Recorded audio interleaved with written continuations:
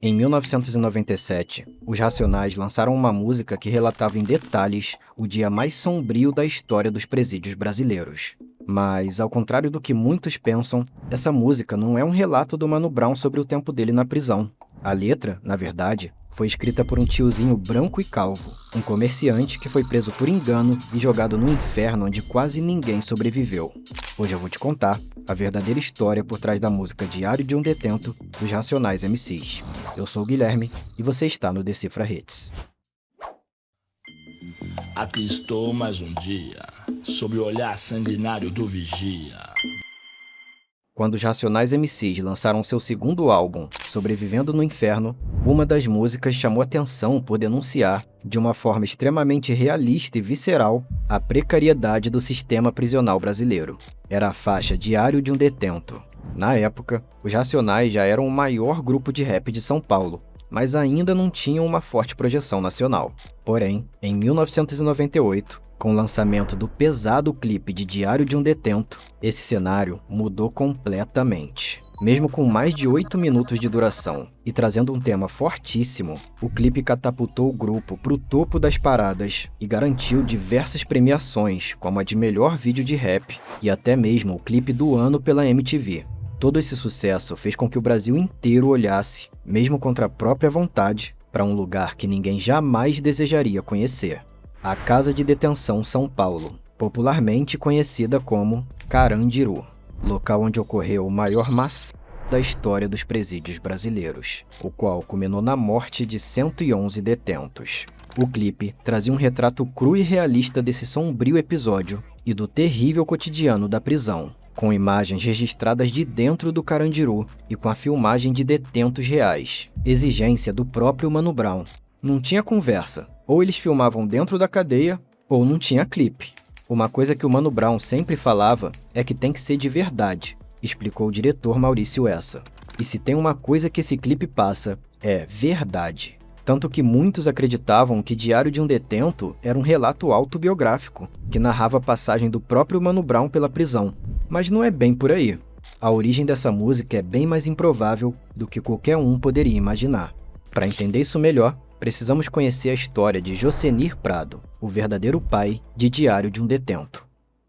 Jocenir trabalhava como comerciante na cidade de São Paulo e vivia uma vida relativamente tranquila e estável, até que, em dezembro de 1994, ele é preso injustamente ao ser confundido com seu irmão, que de fato estava envolvido com o transporte de cargas roubadas. Foi aí que a sua vida, até então pacata, se transformou num verdadeiro inferno. Jocenir, que nunca havia cometido um delito na vida, foi condenado a 8 anos e 3 meses de prisão e encaminhado à cadeia pública de Barueri. Nas celas, ele passou a ser conhecido como Tiozinho ou Velhinho, devido à sua idade e à sua aparência franzina. Por ter uma condição de vida um pouco melhor do que a maioria, Jocenir se tornou um alvo fácil para outros presidiários. Como não era afiliado a nenhuma facção, ele não tinha nenhuma proteção e sofria todo tipo de violência diariamente. Em 2001, numa entrevista com Jô Soares, Jocenir revelou que chegou a ser extorquido e espancado por 10 meses seguidos, e que, nessa situação, ele ia dormir todos os dias rezando para não acordar mais. Jocenir só começou a conquistar respeito quando ele passou a ser útil aos outros detentos. Ele notou que muitos ali dentro não sabiam nem ler e nem escrever. Então, começou a oferecer ajuda. Jocenir passou a escrever cartas aos familiares e entes queridos dos colegas de cárcere. E comecei, na confiança, eles passarem os problemas mais pessoais para que eu escrevesse as cartas.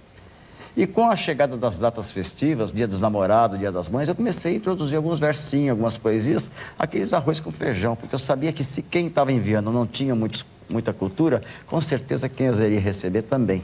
Então eu fazia aqueles versos simples. Isso começou a me trazer prestígio, por quê? Porque às vezes a namorada que brigava e tinha ido embora, com retorno em razão de um verso, eu virava herói. Olha só. Isso aí começou a me trazer prestígio e proteção. Depois de ter sofrido tanto na mão de outros presidiários, Jocenir parecia ter encontrado algo que tornasse a sua penitência um pouco mais sustentável. Porém, em 1995, aconteceria algo que, infelizmente, colocaria a vida de Jocenir na prisão em xeque novamente. Após uma rebelião na cadeia de Barueri, que ocorreu devido ao estado insustentável de superlotação, alguns presos tiveram que ser transferidos para o abominável presídio do Carandiru. E dentre eles estava Jocenir. Ir para uma nova cadeia e começar tudo do zero significava passar por todo aquele inferno novamente e talvez por coisa ainda pior. Mas o que o Jocenir mal esperava é que, antes mesmo dele chegar, a notícia sobre ele já tinha se espalhado entre os detentos do Carandiru. O tiozinho que sabe escrever cartas tá vindo pra cá. E o cara tem conceito com a rapaziada. Ok, mas onde entram os Racionais nessa história? Bom, no ano seguinte, 1996, um dos detentos do Carandiru estava fazendo aniversário. Ele resolveu organizar uma partida de futebol para comemorar e decidiu convidar um amigo de longa data para vir ao presídio para o jogo de comemoração. Esse amigo era ninguém menos do que Mano Brown, rapper e líder dos Racionais MCs. E enquanto estava por lá, Mano Brown conversava com os detentos do Pavilhão 9, que pressionavam ele para que ele fizesse uma música retratando as dificuldades do sistema carcerário, além de todas as tragédias que eles viveram e que eles viviam ali diariamente. Brown já revelou que, inicialmente, ele não tinha interesse em trabalhar nisso, porque já tinham muitas músicas que falavam sobre o assunto. Mas a galera ainda não estava satisfeita, porque ainda não tinha nenhuma música dos Racionais sobre o assunto. Tipo assim, deve ser a mesma sensação que a gente tem quando vocês pedem pro Decifra Hits falar de uma música que outros canais já falaram, mas que vocês fazem questão de ver a gente falando sobre. Valeu mesmo, rapaziada. Foi aí que eles resolveram apresentar o Brown ao Jocenir, que além de atuar como redator dos detentos, também escrevia diversos poemas inspirados nas experiências dele e nas confissões que ele ouvia dos colegas. Esses poemas circulavam pelos pavilhões e faziam um grande sucesso entre os presos, como o próprio Mano Brown explica. Chegando lá, encontrei uns amigos meus lá dentro, entendeu? E um deles falou assim, meu, tem um tiozinho lá no Pavilhão 2, acho que era Pavilhão 2, ele escreve uns rap muito loucos, ele escreve uns poemas e tal, mano, vamos lá te apresentar lá que ele vai gostar de te conhecer, esse pano tem umas letras lá, meu. Brown disse que não costumava pegar a letra de ninguém, mas decidiu encontrar esse tal poeta em respeito a seus amigos. Só que, quando encontrou Jocenir, Brown não botou nenhuma fé no cara. Cheguei lá, era um tiozinho branco, calvo, e fazia rap. Eu falei, pô, nada a ver, né, meu? Nada a ver. Mas Jocenir também estava desacreditado. Diante do maior nome do rap nacional, ele achava que o Brown não ia dar a mínima pros seus poemas. O tiozinho chegou todo humildão, que é o Jocenir, né? Chegou humildão, tem umas letras aí e tal. Sei que vocês não vão usar mesmo, mas leva aí. Só que, para surpresa de ambos, Brown curtiu tanto o poema de Jocenir que resolveu transformar aqueles versos numa música, adaptando a letra do poema para as métricas e batidas do rap. E depois de definir a melodia junto com o gênio DJ KLJ, Brown também acrescentou na letra relatos e histórias de diversos outros presidiários, fazendo dessa música não só uma verdadeira expressão artística, mas também um testemunho sincero e doloroso sobre o episódio mais sangrento da história dos presídios brasileiros. A faixa define a química perfeita que formaria um detento do Carandiru, a precariedade do sistema carcerário, o descaso das autoridades do Estado, a violência potencializada pelas drogas e as grandes tragédias que tudo isso traz. Como o próprio nome diz, a canção foi construída na forma de um diário, o qual relata 3 dias na vida de um detento, os dias 1º, 2º e 3º de outubro de 1992. O clipe começa em uma cena com 4 crianças brincando de dominó, que logo corta para uma cena com 4 homens jogando dominó dentro da cadeia. Com isso, Maurício Essa, diretor do clipe, nos diz que muitas crianças que estão nas periferias, por falta de orientação e de boas referências a seguir, vão acabar sendo encarceradas durante a juventude. A batida tensa e macabra parece simular o tic-tac de um relógio dentro da prisão, onde o tempo não passa, e um dos únicos efeitos sonoros que a gente ouve é o ronco de um homem que se repete durante toda a música. Isso traz uma sensação claustrofóbica, como se você fosse transportado para dentro de uma cela do Carandiru. E sua única companhia agora são os outros detentos, o medo e o sofrimento. No meio desse clima pesadíssimo, entra a voz marcante do Mano Brown, dando início ao diário. São Paulo, dia 1º de outubro de 1992, 8 horas da manhã. Logo em seguida, ele solta os famosos versos. Aqui estou mais um dia, sob o olhar sanguinário do vigia. Você não sabe como é caminhar com a cabeça na mira de uma HK, metralhadora alemã ou de Israel, estraçalha ladrão que nem papel. O detento, que se vê sempre escoltado por olhares sanguinários, sabe que qualquer gesto mal interpretado pode ser motivo suficiente para os guardas atirarem. O policial carrega uma submetralhadora HK MP5, que sim, é alemã e é capaz de disparar 800 tiros por minuto. Em posição de superioridade, ele se enxerga como um herói de filmes de ação, assim como foi Charles Bronson nos anos 80. Mas, pro detento, o policial não passa de um cidadão comum, um cidadão José, que mal consegue sobreviver com o salário que ganha. Servindo um estado, um PM bom, passa fome metido a Charles Bronson. E no meio dessa reflexão, o detento relembra as más escolhas que o fizeram chegar naquele lugar terrível e, por isso, aconselha o seu irmão mais novo para que ele jamais tenha o mesmo destino. Manda um recado lá pro meu irmão, se tiver usando droga, tá ruim na minha mão. Ele ainda tá com aquela mina? Pode crer, moleque é gente fina. Aliás, essa é uma parada que eu gosto muito nos Racionais MCs. Muita gente acha que é música de bandido, ou apologia ao crime, quando, na verdade, eles sempre usam a linguagem da quebrada de uma forma genial para transmitir para a garotada da periferia a ideia de que o crime jamais compensa. Assim como em outras músicas deles, eles sempre fazem questão de lembrar que a vida bandida é sem futuro. Ou seja, que essa vida sempre acaba levando para a morte, ou, como no caso dessa música aqui, a prisão. Um lugar terrível, onde a penitência é tão longa e o clima é tão claustrofóbico que, numa certa altura, o detento acaba perdendo a noção de quanto tempo ele está preso naquele inferno. Tirei um dia menos ou um dia mais, sei lá, tanto faz, os dias são iguais. O detento descobre que, na cadeia, ficar contando as horas é uma das armadilhas da mente que pode acabar te destruindo. Alguns companheiros têm a mente mais fraca, não suporta o tédio, arruma criaca. Ou seja, arrumam confusão para fazer o tempo passar, o que pode acabar sendo uma péssima ideia. Homem é homem, mulher é mulher, estuprador é diferente, né? Toma soco toda hora, ajoelha e beija os pés, e sangra até morrer na Rua 10. Não é segredo que estupradores e pedófilos recebem um tratamento especial na prisão. Quando esse tipo de criminoso chega por lá, os presos aproveitam para descontar nele todo o ódio e revolta acumulado naquele ambiente da forma mais violenta e brutal possível. No caso do Carandiru, esse julgamento acontecia na Rua 10, um corredor escuro do Pavilhão 9 que fugia um pouco da visão dos agentes penitenciários. Aliás, era ali que também ocorriam a maioria dos acertos de conta entre os detentos, como conta André Caramente, jornalista e coautor do livro Aqui Dentro. Rua 10 era um lugar no fundo do Pavilhão 9, onde os presos, o cara que tinha cometido alguma coisa, era levado para ser julgado. E lá era sumariado, era feito o debate. Se nós dois tivéssemos brigado, eu ia colocar o meu lado da situação, você o seu, e a massa carcerária ia te julgar, entendeu? É bem tenso viver sobre essas regras que não são escritas, e a base da música transmite essa tensão, porque é tensão permanente. Ou seja, a Rua 10 era mais do que apenas um corredor. Era o tribunal da cadeia. Naquele tribunal, o julgamento era rápido e a sentença irreversível. Naquela entrevista, o Jô Soares tinha perguntado para o Jocenir se os presos responsáveis pelo julgamento e pela execução de outros detentos não eram punidos ou julgados novamente pelo Estado com um aumento de pena.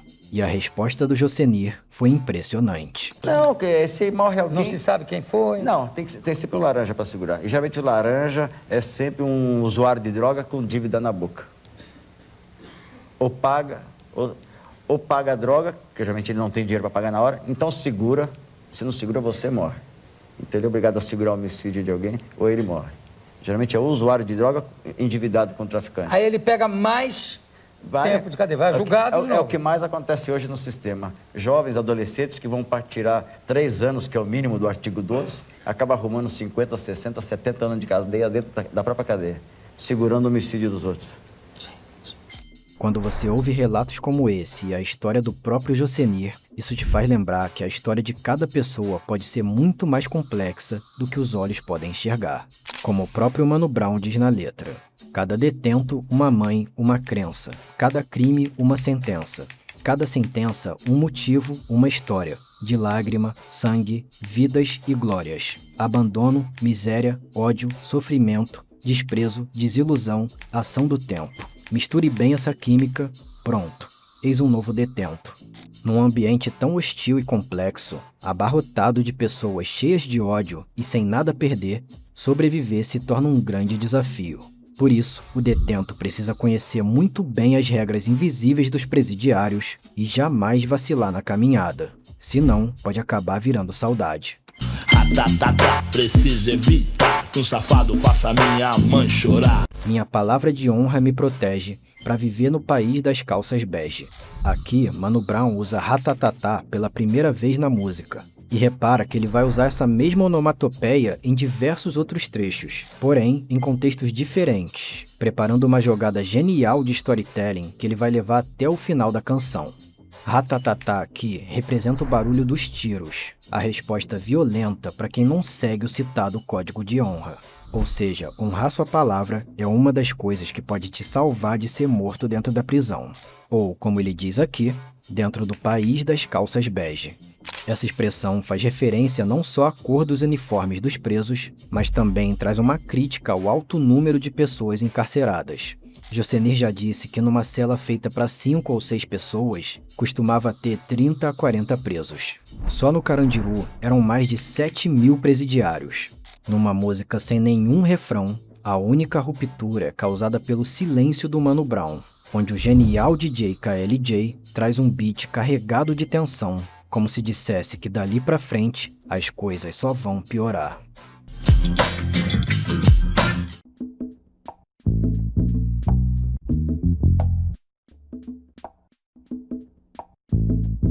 É o último disco do Racionais em que as bases ainda eram sampleadas, né? Era muito mais difícil fazer esse tipo de rap ainda com aquela base que você tinha que buscar e você não tinha esse acesso que a gente tem hoje, que é feito nos Estados Unidos, a gente tem acesso remoto. O Brown, ele já tem a voz dele já tem essa característica, né, de tensionar a parada mesmo, assim. Mas o metrô vai passar com gente de bem, apressada, católica. Lendo o jornal, satisfeita, hipócrita, com raiva por dentro, a caminho do centro. Dessa vez, ratatatá vem num contexto bem menos violento, representando o barulho do metrô. A estação Carandiru, na linha azul do metrô, ficava exatamente em frente ao presídio. De dentro do vagão, era possível ver as janelas e os detentos ao longe. O próprio Jocenir já falou sobre isso numa entrevista. Quando eu vi aqueles presos, senti o mesmo que a maioria sente quando vê os programas policiais na TV. A maior parte das análises críticas que se faz a esse sistema são feitas da calçada olhando para a vitrine, e eles têm que conversar com quem viveu lá dentro da vitrine. Nesse momento, a letra faz questão de lembrar que quem vive dentro dessa vitrine é visto não como um ser humano, mas sim como um monstro, um animal violento. Olhando pra cá, curiosos é lógico, não é o zoológico. Minha vida não tem tanto valor quanto seu celular, seu computador. Mesmo num lugar tomado por caos e violência, o detento precisa manter o equilíbrio da mente para não acabar sucumbindo de vez. Por isso que, na música, quando ele percebe que um antigo inimigo seu da quebrada pode acabar caindo na mesma prisão que ele, o detento pensa 2 vezes antes de agir de forma inconsequente. Não, já, meu processo tá aí. Eu quero mudar, eu quero sair. Se eu trombo esse fulano, não tem pá, não tem pum. Vou ter que assinar um 121.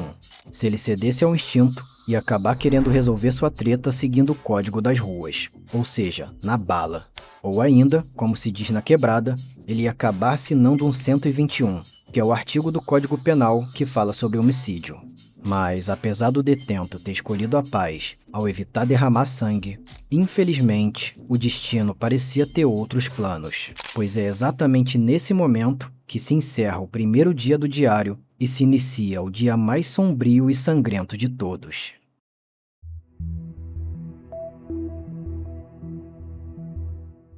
o dia 2 de outubro de 1992 ficou marcado como um dos episódios mais sangrentos da história dos presídios brasileiros.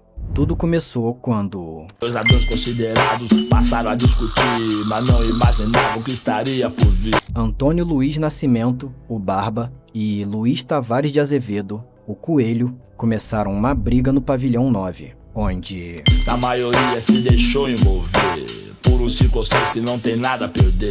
isso foi o suficiente para causar um caos generalizado na penitenciária, dando início a uma rebelião sem precedentes na história do Carandiru e dando também munição para que o Robocop do sistema arregaçasse as mangas, como Brown diz nos versos. Era a brecha que o sistema queria. Aviso IML, chegou o grande dia. Depende do sim ou não de um só homem que prefere ser neutro pelo telefone. Esse homem era o governador de São Paulo na época, Luiz Antônio Fleury Filho, que, na ocasião, resolveu não intervir na operação, permitindo assim a invasão das forças policiais, entre elas o Batalhão de Choque. Em 97, o próprio Fleury admitiu que a ação da polícia fugiu e muito do controle.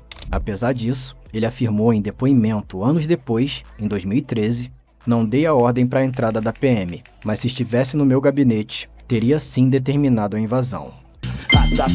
Caviar e champanhe, Fleury foi almoçar que se for da minha mãe. Aqui o ratatatá volta a representar o barulho das metralhadoras. E numa genialidade de storytelling impecável, a letra coloca a truculência dos tiros e o peso do sangue derramado em contraposição com a sutileza e a fineza dos alimentos caros degustados pelo alto escalão do governo enquanto todo extermínio acontecia. Nesse ponto, tanto o clipe quanto a letra trazem representações tão gráficas e pesadas do que estava acontecendo naquele dia, que o YouTube nem permite que a gente mostre essas cenas aqui. Lá não haviam padres, repórteres, armas e nem socorro para tentar salvar os 111 detentos do inferno. Diz o Senhor é meu pastor, perdoe o que seu filho fez, morreu de bruços no Salmo 23. Morrer de bruços indica que o detento foi atingido pelas costas. Isso cria uma sensação de desamparo, de desproteção e um forte contraste com a passagem bíblica citada. O Salmo 23, um dos mais famosos e replicados até hoje, se inicia com o seguinte verso: "O Senhor é meu pastor e nada me faltará." E mais pra frente diz: "Ainda que eu andasse pelo vale da sombra da morte, não temeria mal algum, porque tu estás comigo." Portanto, morrer de bruços sobre esse salmo traz uma ideia de que aquele lugar estava tão sombrio que nem Deus estava presente por lá para proteger aqueles detentos. O Robocop do governo é frio, não sente pena, só ódio e rio como a hiena.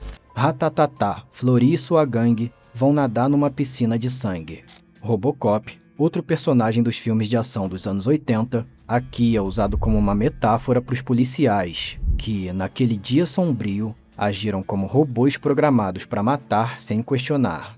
Logo depois, Brown compara Fleury a um criminoso ao associá-lo com uma gangue que relaxa e se diverte despreocupada numa piscina cheia, não com água, mas sim com a vida daqueles 111 detentos. Sem dúvidas, no Carandiru, havia muitas pessoas que cometeram crimes imperdoáveis e que, se fossem soltos, fariam coisas muito piores. A gente que é brasileiro conhece bem essa história. E sim, isso é muito revoltante. Só que se você pensar um pouquinho, vai descobrir que existe um motivo bem mais profundo para não existir pena de morte no Brasil. Para você ter uma ideia, segundo um levantamento feito pela Câmara Municipal de São Paulo, dos 111 detentos mortos no massacre, 84 estavam em prisão provisória, ou seja, ainda aguardavam a conclusão do processo judicial e, assim como Jocenir, ainda tinham chances de serem absolvidos. Mas, apesar desse relato tão fidedigno e cruelmente realista, continua sendo muito mais cômodo generalizar e relativizar todas essas vidas, independente do passado de cada um. Aliás, se você está do lado de dentro da prisão, quem vai se importar com seu lado da história? Ou, como o próprio Mano Brown diz, ao virar a última página do diário: "Mas quem vai acreditar no meu depoimento, dia 3 de outubro, diário do detento."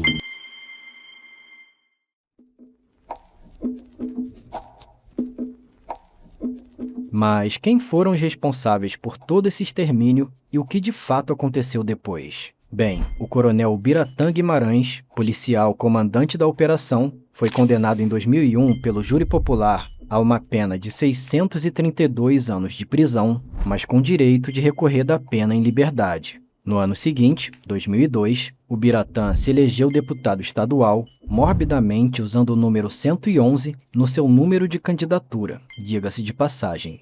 E, em 2006, beneficiado pelo foro privilegiado de parlamentar, acabou sendo absolvido de todas as acusações. Meses depois, o Biratã foi assassinado a tiros no seu apartamento nos Jardins, área nobre de São Paulo. 74 outros policiais foram condenados num outro processo que acabou sendo anulado em setembro de 2016 pelo Tribunal de Justiça.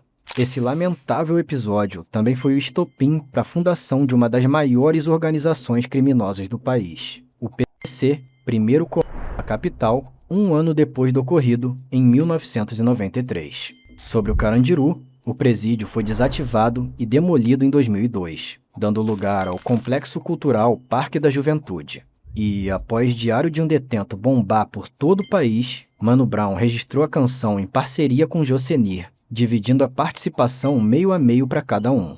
Jocenir, que achou que aquele encontro não renderia em nada, quase desabou em lágrimas quando soube que sua letra era sucesso no país inteiro.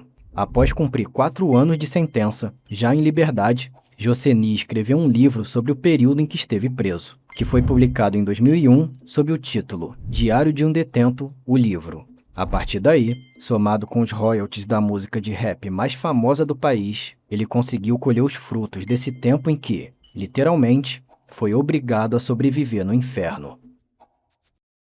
Infelizmente, Jocenir veio a falecer no dia 1º de dezembro de 2021, aos 71 anos, com a certeza de que sua história será cantada para sempre.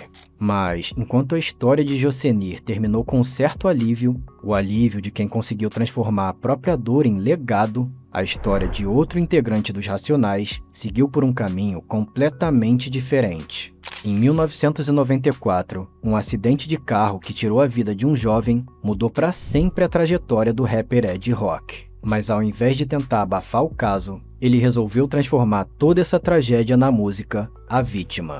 Que merda, um cara novo morreu.